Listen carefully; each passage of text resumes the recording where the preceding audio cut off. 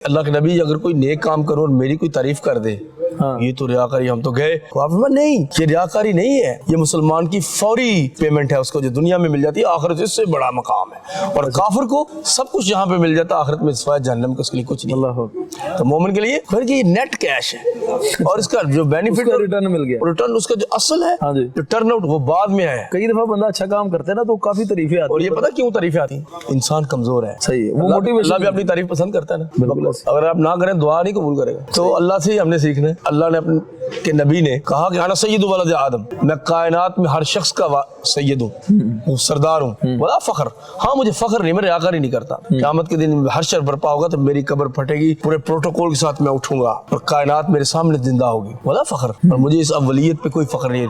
और मैं खातमुन नबिय्यीन, मेरे बाद कोई नबी नहीं, तुम्हारे बाद कोई उम्मत नहीं। मैं जन्नत का दरवाजा खोलूंगा, कोई नबी भी नहीं खोल सकता। क्या इसमें कोई रियाकारी है? ये मकाम अजीम बयान किया।